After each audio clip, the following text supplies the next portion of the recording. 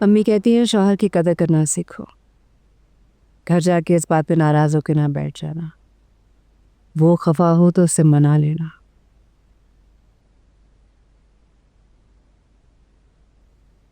अब तक रो रही हो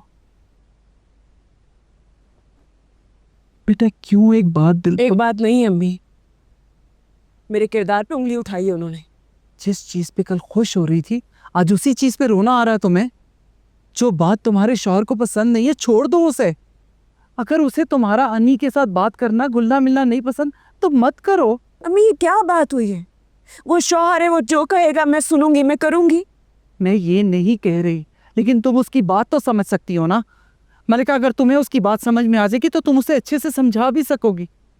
लेकिन तुमने तो समझने समझाने से पहले ही यहाँ आने का फैसला कर लिया और यहाँ आते साथ ही अपने शौहर की बुराई शुरू कर दी। ये कौन सा तरीका है? तमाशा बना के रख लिया। तमाशा? अन्नी और मोमानी थे और कौन थे? पूरा मोहल्ला तो नहीं इकट्ठा कर लिया मैंने। मल्लिका, रजा के लिए हम मोहल्ले जैसे ही हैं। तुम गुस्से में आई, आओ देखा ना तो आओ, और चौक पे अपने शौहर की बुराई शुरू कर दी। अगर उसे पता चलेगा तो उसके दिल पे क्या दिल पे गुजरी है, उसका क्या अम्मी? तो मसला ही सारा ये है ना। तुम्हारा दिल अपने शौहर से अलग होकर धड़क और तड़प ही कैसे सकता है? मलिका, जिन मियाँ बीवी का दिल एक दूसरे से अलग होकर धड़कता है उनके घर टूट जाते हैं। जरा सोचो, अगर रजा तुम्हारी कोई बात लेकर अपने भाई भाभी के पास चला जाए और तुम्हें पता चले तो तुम्हारे दिल पे क्या गुजरेगी? कैसा लगेगा तुम्हें? मैं मानती हूं उसने जो कुछ कहा गलत कहा, लेकिन तुम उससे पूछ सकती थी, वजाहत मांग सकती थी। तुमने तो उसके आगे चीखना चिल्लाना शुरू कर दिया।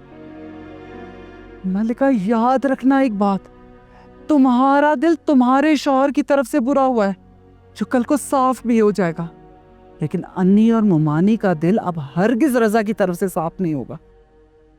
कल को जब वो रजा के साथ रूड बिहेव करेंगे तो सबसे पहले तुम्हें बुरा लगेगा।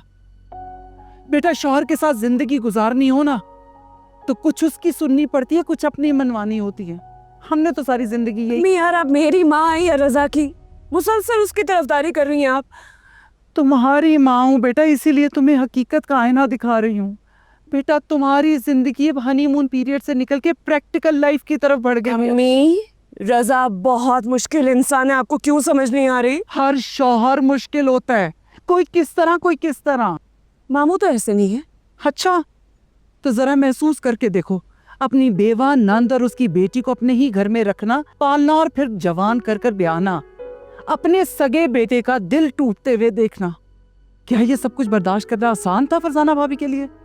हरगिज नहीं। लेकिन उन्होंने सहा है क्योंकि तुम्हारे मामू जान ने उन्हें सहने पे मजबूर किया है।